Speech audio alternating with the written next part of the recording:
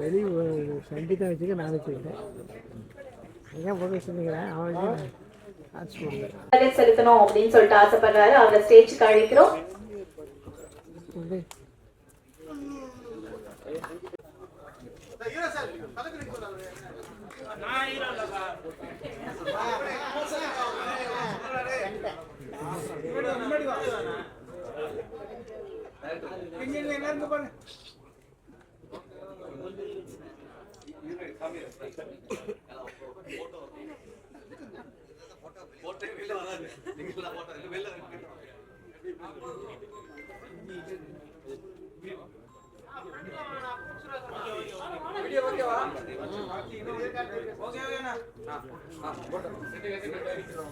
அவர்களை வாழ்த்தி பேச அழைக்கிறோம்.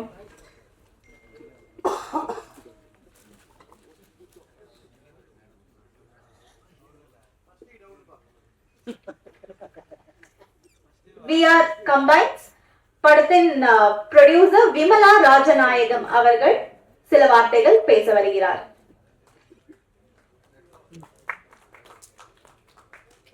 இயக்குநர்கள் சங்கத்தின் பொருளாளர் பேரரசு அவர்களே, இசையமைப்பாளர் தீனா அவர்களே, தமிழ் திரைப்பட தயாரிப்பாளர் சங்கத்தின் செயற்குழு உறுப்பினர் இசைக்கு ராஜா அவர்களே, நீங்கள்லாம் அவரோட கைத்தட்ட காத்திருக்கும் கூல் சுரேஷ் அவர்களே,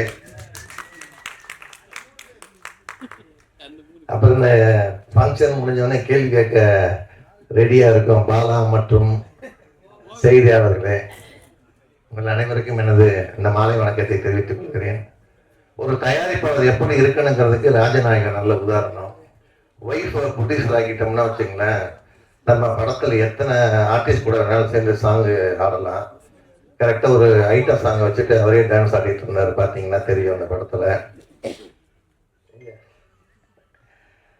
இது மாதிரி ஒரு புத்திசாலித்தனமா ஃபர்ஸ்ட் படம் மஞ்சள் குருவின்னு ஒரு படம் பண்ணாரு. இப்போ 2வது படம் பண்ணியிருக்காருன்னு நினைக்கிறேன். பேசிக்கலி அவர் கராத்தே மாஸ்டர் நினைக்கிறேன். அது குங்ஃபூ மாஸ்டர். அவர் பேமெண்ட்டை கேட்டோம்னா குங்ஃபூல பதில் சொல்லுவார்னு நினைக்கிறேன். ஸோ அதனால் ஆனால் அவர் வேர்வை காயமுன்னே கூலி கொடுக்குற இதுக்கு ஒரு உதாரணம் ராஜநாயகம். படத்தில் அத்தனை பேருக்கும் கரெக்டாக செட்டில்மெண்ட் பண்ணியிருக்கிறாரு. அதே மாதிரி கதாநாயகி சால்வ போடும்போது ஃபோட்டோகிராஃபர்லாம் ரொம்ப ஃபீல் பண்ணாங்க. ஏன்னா இன்னைக்கு அந்த அம்மா ஒரு நான்வெஜ்ஜாக உட்காந்துருக்கனால இன்னைக்கு ஃபோட்டோகிராஃபர்லாம் எல்லா ஃபோட்டோவும் நல்லா அழகாக எடுப்பாங்கன்னு நினைக்கிறேன். ஏன்னா ரிசர்வ் பேங்க் நோட்டில் பார்த்தீங்கன்னா அந்த கவர்னர் சிக்னேச்சர் இருந்தால் செல்லும். அது மாதிரி இப்போ அந்த கதாநாயகி இருந்தால் இந்த ஃபோட்டோக்கெல்லாம் ஒரு வேல்யூ வரும். ஆனால் அந்த கதாநாயகி நம்ம காயத்ரி தொகுப்பாளங்க சால்வ போட மறந்துட்டாங்க. அப்புறம் சொன்ன பிறகுதான் அதை பண்ணாங்க. முதல்ல பிஆர்ஓ கார்த்திக் ஹீரோ ஹீரோயினை தான் மதிக்கணும், அதுக்கப்புறம் டைரக்டரை மதிக்கணும். ஸோ அது கொஞ்சம் கூட சொல்லி கொடுக்கணும் கார்த்திக். இந்த படத்தை பார்த்தீங்கன்னா அவர் கிட்டத்தட்ட கேரளாவில் தான் ஃபுல்லாக எடுத்திருக்கிறாருன்னு நினைக்கிறேன். ஏன்னா படத்தில் நிறைய கருப்பு ஆட்டோக்கள் நிறைய வருது. அப்புறம் மறுபடியும் அடுத்தடுத்து அதில் பார்த்தீங்கன்னா மஞ்சள் ஆட்டோ வந்துருச்சு, தமிழ்நாட்டுக்குள்ள வந்துட்டாரு. இன்னொன்று, இந்த படத்துல ட்ரெய்லரு சாங் எல்லாம் போட்டு ஏறக்குறைய கிட்டத்தட்ட 3/4 மணி நேரம் படத்தையே காட்டிட்டாங்க. இன்னும் கொஞ்சம் நேரம் விட்டுருந்தா ஃபுல் படத்தையும் காட்டியிருப்பாரு. ஏன்னா அந்த அளவுக்கு ஒரு ஆர்வமா இருக்கிறாரு இந்த படத்துல. ஸோ மியூசிக் டைரக்டர், ஆர்டிஸ்ட் எல்லாமே நல்லா பண்ணியிருக்காங்க. டைரக்டருக்கு முதல் படம் நினைக்கிறேன், 2வது படம் நல்லா பண்ணியிருக்கிறாரு அவரு. ஏன்னா கதாநாயகன் கதை சொல்லி அவனை கூப்பிட்டு நடிக்க வச்சு அவங்களுக்கு பண்றதுக்கு பதிலாக நம்மளே நடிச்சிடலான்னு முடிவு பண்ணிட்டார் அவரு. ஸோ அதனால அவர் நடிச்சிருக்கிறாரு. என்ன கொஞ்சம் உயரமான கதாநாயகியை போட்டார்னு நினைக்கிறேன். கொஞ்சம் பேலன்ஸ் பண்ணி சாங்ல கொஞ்சம் நடிச்சிருக்கிறாரு, ஆடி இருக்கிறாரு. ஸோ இந்த மாதிரி படங்கள், சிறு முதலீட்ட படங்கள் நிறைய ஓடணும். அதுக்கு நீங்கள்லாம் ஆதரவு கொடுக்கணும். இந்த படம் மிகப்பெரிய வெற்றியடைய எல்லாம் நல்ல விரைவில் நன்றி.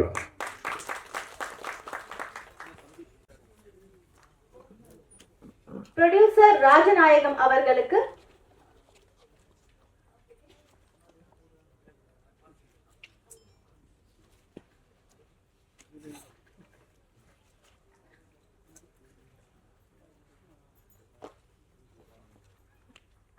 என் இனிய தமிழ் மக்களே என சிங்க குரலில் சிங்கார தமிழ்நடையில் துள்ளி குதித்து வரும் அருவி நீராய், பள்ளி குழந்தை முதல் பாக்கிடிக்கும் கிழவி வரை, பள்ளி குழந்தை முதல் பாக்கிடிக்கும் கிழவி வரை சொல்லி மாளாது உன் திரைப்பணிக்கு தீனி போட்டது நம் இயக்குனர் இமையும். உன் பெயரில் பாரதி இருந்ததால் என்னவோ உன் படங்களில் எல்லாம் பெண்களின் வீர உயிர் கொடுத்தாய். உன் பெயரில் பாரதி இருந்ததால் என்னவோ உன் படங்களில் எல்லாம் பெண்களின் வீர உயிர் கொடுத்தாய். படித்தாண்டினாலும் பத்தினி பத்தினி தான் என்ற வசனங்கள் உன் உடல் மண்ணில் புதைக்கும் போது என் கண்கள் குளமாகின. உன் உடல் மண்ணில் புதைக்கும் போது என் கண்கள் குளமாகின. கள்ளிப்பாலிலேயே தூக்கிலிடும் சிசுக்களை, கள்ளிப்பாலையே தூக்கிலிடும் சிசுக்களை பள்ளியிலே பாடம் கற்று பாமரனை மாற்றிய உன் உயிர சிந்தனை, பாமரனையும் மாற்றிய உன் வீர சிந்தனை எண்ணங்கள் உன் இழப்பை ஆழி பேரலைகள் அழவைத்து சென்று விட்டாய். உன் இழப்பை ஆழி பேரலை போல் அழவைத்து சென்று விட்டாய். குருவையும் மிஞ்சியவன் சிஷியன், குருவையும் மிஞ்சியவன் சிஷியன் 10 முறை பார்த்தாலும் மறுமுறை பார்க்க வேண்டும் என்று, 10 முறை பார்த்தாலும் மறுமுறை பார்க்க வேண்டும் என்று கதைகளில் சூனிய வைத்து தமிழ் மக்களை கட்டி போட்ட பாக்கியவான் பாக்கியராஜா. தமிழ் மக்களை கட்டி போட்டு பாக்கியவான் பாரதி ராஜா. பெண்ணியத்தை கண்ணியமாக கட்டி, பெண்ணியத்தை கண்ணியமாக காட்டி, பெண் நினைத்தால் மலையையும் மயில்கல்லாய் மாற்றுவாள், பெண் நினைத்தால் மலையையும் மயில்கல்லாய் மாற்றுவாள் என்று உன் படைப்புகள் தான் எங்களின் பாடங்கள். இந்த 2 ராஜாக்களும் திரையிலிருந்து இந்த உலகிலிருந்து ஓய்வெடுக்க சென்று விட்டீர். இந்த உலகிலிருந்து ஓய்வெடுக்க சென்று விட்டீர். என் மக்களை நிலைகளையே வைத்து விட்டீர். உங்கள் ஆன்மாக்கள் சாந்தி அடையட்டும், உங்கள் ஆன்மாக்கள் சாந்தி அடையட்டும். உங்களின் வழியிலேயே பூத்த ஒரு வீர மகளின் வாழ்க்கை படம், உங்களின் வழியிலேயே பூத்த ஒரு வீர மகளின் வாழ்க்கை படம் பிடித்த ராஜேஷ் இயக்குனரை பாராட்ட வார்த்தை இல்லை. உங்கள் வழியிலேயே ஒரு வீர மகளின் வாழ்க்கையை படம் பிடித்த ராஜேஷ் இயக்குனரை பாராட்ட வார்த்தை இல்லை. வஞ்சி மகளின் இரத்த நாதங்களை இசை நாதங்களாக வழி கொடுத்த, வஞ்சி மகளின் இரத்த நாதங்களை இசை நாதங்களாக வழி கொடுத்த இசையழகன் சதீஷ் சங்கர், இசையழகன் சதீஷ் சங்கர். உங்களின் ராகங்களே வஞ்சியின் கீதங்கள், உங்களின் ராகங்களே வஞ்சியின் கீதங்கள். உன் நடிப்புக்கு வஞ்சியின் இளவரசி தன் காந்தக்கண் பேரழகி, உன் நடிப்புக்கு வஞ்சியின் இளவரசி காந்தன்கண் பேரழகி சாம்பல். உன் நடிப்பின் வஞ்சியின் வெற்றிக்கு சமர்ப்பணம். 3 திரைப்படம் எடுத்தாலும், 3 திரைப்படம் எடுத்தாலும் வெற்றி கிட்டும் வரை விடமாட்டேன், வெற்றி கிட்டும் வரை விடமாட்டேன் என்று விடாமல் படம் எடுக்கும் விமலா. வெற்றி கிட்டும் வரை விடமாட்டேன் என்று விடாமல் படம் எடுக்கும் விமலா. இந்த திரைப்படம் தொடர்ந்து வெற்றி பெறும் உன்னுடைய நிழலா. இந்த திரைப்படம் தொடர்ந்து வெற்றி பெறும் உன்னுடைய நிழலா. நன்றி, வணக்கம்.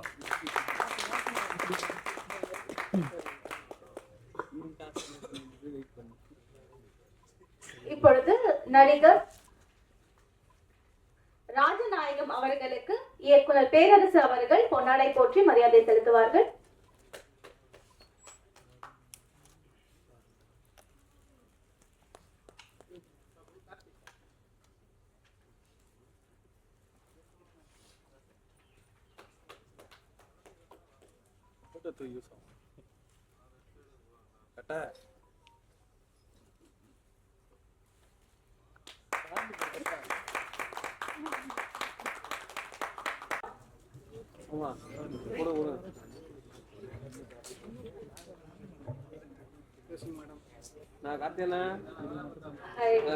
வணக்கம்.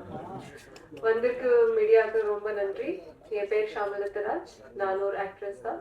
ஸோ இந்த படத்துக்கு பண்ணல, அது ஒரு விஷயம். பட் கண்டிப்பா I'm looking forward to work with many directors and producers.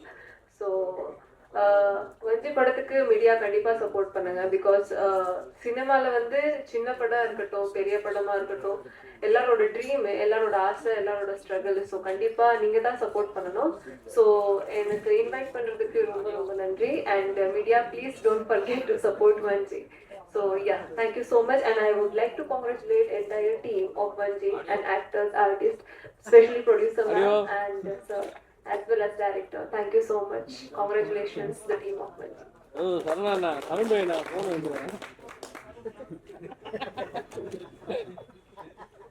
Thank you.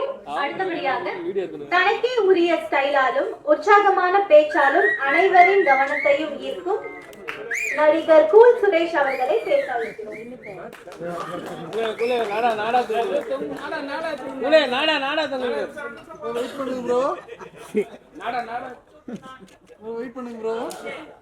மோகன் வேற நான் நாடா இல்லப்பா, நான் கோனாரு.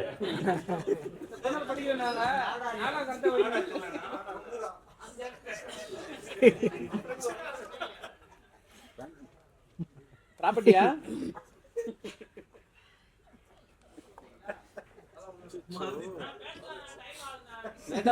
சொல்லலாம் கைத்தட்ட ஆள் இல்லையா? ஓ கைத்தட்ட ஆள்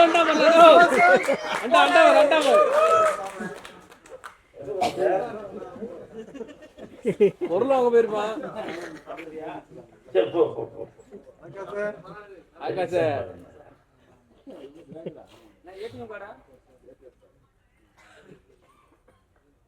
மேடையில் அமர்ந்திருக்கும் அனைவருக்கும் வணக்கம்.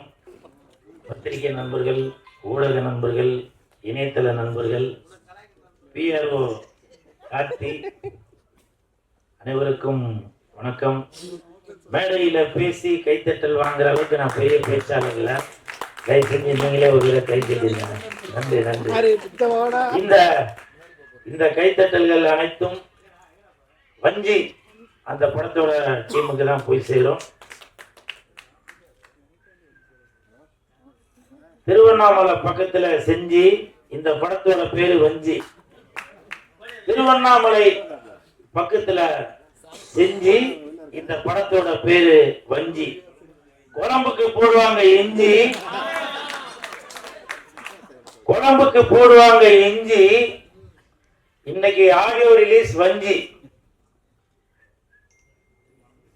இது இஞ்சி, அது வஞ்சி. இது இஞ்சி, அது வஞ்சி.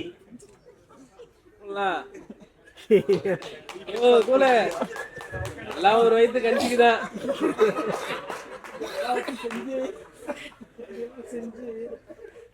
வஞ்சி அந்த படத்தோட தயாரிப்பாளர் விமலா ராஜநாயகம் அவர்களுக்கு என் மனமார்ந்த வாழ்த்துக்கள் மேடம். நீங்க 3 படம் தயாரிச்சு கதை சொன்னீங்க. 4வது படத்துல என்னதான் கதாநாயகனா போட போதா வெளியில சொன்னீங்க. அது உண்மைதானே? அது மேடம் உண்மையா சொல்லிட்டாங்க. இருந்தாலும் நான் வெயிட் பண்ணி பார்க்கிறேன். உங்களுக்கு மனமார்ந்த வாழ்த்துக்கள். ஏன்னா என்னுடைய அடுத்த படத்தோட தயாரிப்பாளர் விமலா ராஜநாயகம் அவங்களுக்கு கண்டிப்பாக இந்த படம் மிகப்பெரிய வெற்றி அடையணும். ஏன்னா அப்பதான் அடுத்த படத்துல எனக்கு வாய்ப்பு கிடைக்கும். அதே மாதிரி ராஜநாயகம் சார், ஓ சூப்பர். ராஜநாயகம் சார் கும்பு கலைஞர், ஆமா சூப்பர், வாழ்த்துக்கள். நல்லா நடிச்சிருந்தீங்க, உங்களுக்கு மனமார்ந்த வாழ்த்துக்கள்.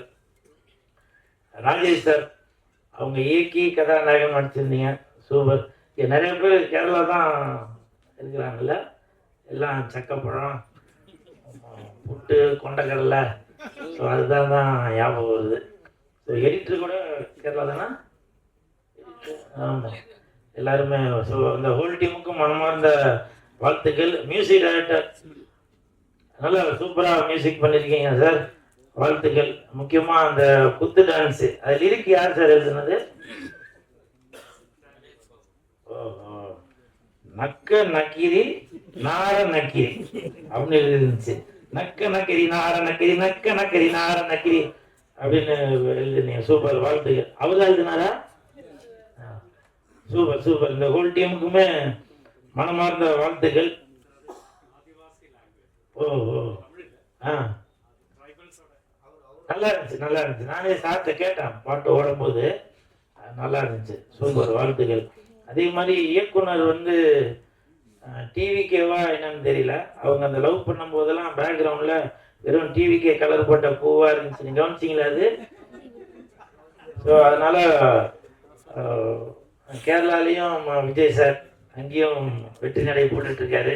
உங்களோட பாட்டிலே தெரியுது. ஸோ உங்களுக்கு மனமார்ந்த வாழ்த்துக்கள்.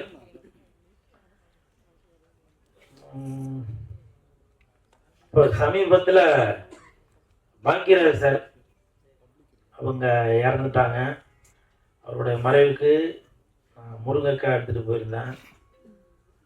அது பயங்கர விமர்சனம் ஆச்சு. எனக்கு மனசு கேட்காம பாக்கியராஜ் சாரோட மகன்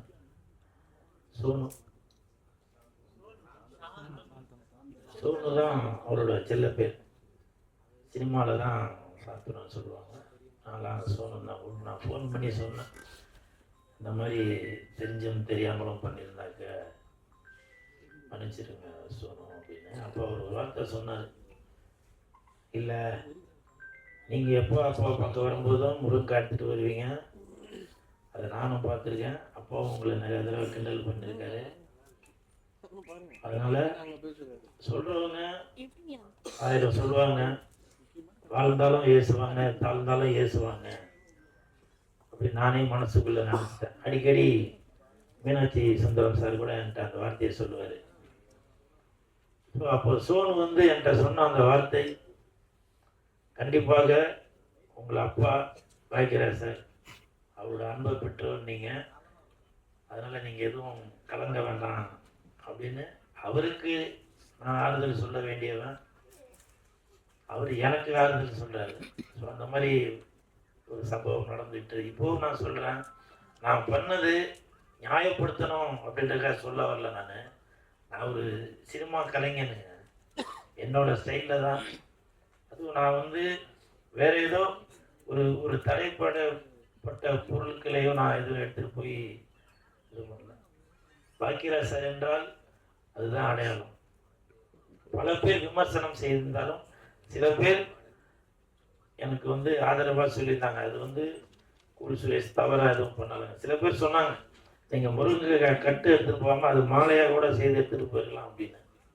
எனக்கு அதெல்லாம் தோணலைங்க. புரியுதுங்களா? அவர் இறந்துட்டார் என்ற ஒரு செய்தி கேட்டவுடனே நான் அவ்வளவு நொந்து போயிட்டேன்.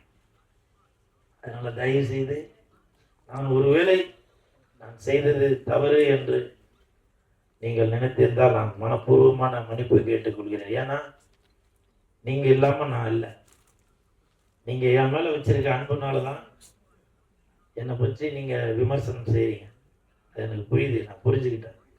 அதனால் என்றைக்குமே உங்கள் மனசு நோகும்படி நான் நடந்து கொள்ள மாட்டேன். இன்னொன்று, என்னை பற்றி பேசுங்க, பரவாயில்ல. நான் உங்கள் வீட்டு பிள்ளை. உங்கள் அண்ணனாக, தம்பியாக, மாமனாக, மச்சானாக, சித்தப்பனாக, பெரியப்பனாக என்னை பற்றி பேசுங்க. ஆனால் பார்த்திபன் சாரை இப்படி பேசலாமா? பாக்கியராஜ் சாரோட இயக்குனர், உதவி இயக்குனர், அவர் கூடவே இருந்தவர். அதனால தான் பாக்கியராஜ் சாரோட ஸ்டைல் என்னவோ அதே தான் பார்த்திபன் சார். அவருக்கு பேனா மாலை போட்டார், பேடு, பென்னு. இப்போ சமீபத்தில் கூட ஃபோட்டோ வேற மாதிரி பார்த்த மாதிரி இருக்கு, மக்களை பார்த்த மாதிரி இல்லை, ரசிகர்களை பார்த்த மாதிரின்னு சொல்லி வேற ஃபோட்டோவை மாற்றினாங்க. ஆனால் அதை கூட விமர்சனம் செய்துட்டு இருக்கீங்க. நாங்கள் என்னங்க அப்போ உங்களுக்கு என்ன ஒரு கேளிக்கை பொருளா? என்னை பற்றி எதனா வேணா சொல்லுங்க. பாக்கியராஜ் சாரையோ பார்த்திபன் சாரையோ தயவு செய்து எதுவும் விமர்சனம் பண்ணாதீங்க. அது அவங்க 2 பேருக்குள்ள, குருவுக்கும் சிஷியனுக்கும் உள்ள அது அண்டர்ஸ்டாண்டிங். அது நம்மளாம் ரசிகர்கள் தாங்க. அதனால தயவு செய்து என்னை பற்றி என்ன வேணா சொல்லுங்க. அந்த வித்தகன், புதிய பாதை படைத்த அந்த வித்தகனை பார்த்திபன் சார் தயவு செய்து எதுவும் சொல்லாதீங்க. இப்போ பேரர் சார், இந்த வார்த்தையை சொல்றதுக்கு நான் மன்னிப்பு கேட்டுக்கிறேன். ஏன்னா இப்போ பேரர் சார் அவர் எடுத்துக்கிட்டீங்கன்னா கூட அவருடைய அடையாளம் திருப்பாச்சி, அருவா. அவர் வீட்டு சுப நிகழ்ச்சி என்னை அழைத்தால் கண்டிப்பாக பேரரசாரி வீட்டுக்கு நான் அருவா தான் பிரசன்ட் பண்ணுவேன், திருப்பாச்சி அருவா தான் பிரசன்ட் பண்ணுவேன். அது அவருடைய அடையாளம். இப்ப கூட பாருங்க, பேரரசாரி மீசிய கூட ஒரு அருவா மாதிரி தான், வீரமாக தான் வச்சிருக்காரு. எத்தனை படம் இதுக்கு மேல அவர் எடுத்தாலும் சரி, பேரரசு என்றால் அது திருப்பாச்சி தான். அந்த வீரமான அந்த அருவா தான் ஞாபகம் வரும்.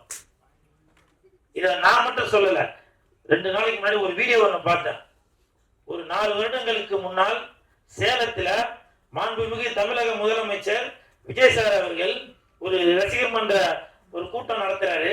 அந்த கூட்டத்திற்கு தலைமை ஏற்பதற்காக தமிழர் பார்த்திபன் அவர்கள் ரசிகர் மன்ற தலைவராக இருந்த சேலத்துல மாவட்டத்துக்குள்ளவர் அவரை கூப்பிட்டு அறிமுகப்படுத்தும் போது ரசிகர்களை பார்த்து சொல்றாங்க, நீ எந்த ஊரு நான் எந்த ஊரு முகவரி தேவை இல்லை அப்படின்னு பாடிட்டு தொப்புள் கொடி உறவா இல்லவே இல்ல அப்படின்னு பாடிட்டு இது வந்து திருப்பாச்சி படத்துல வர பாட்டு அப்படின்னு சொல்லி அந்த இடத்துல கூட அந்த திருப்பாச்சி படத்தோட பேரை தான் மாண்புமிகு தமிழக முதலமைச்சர் விஜய் சார் அவர்கள் சொல்லிட்டு வராங்க.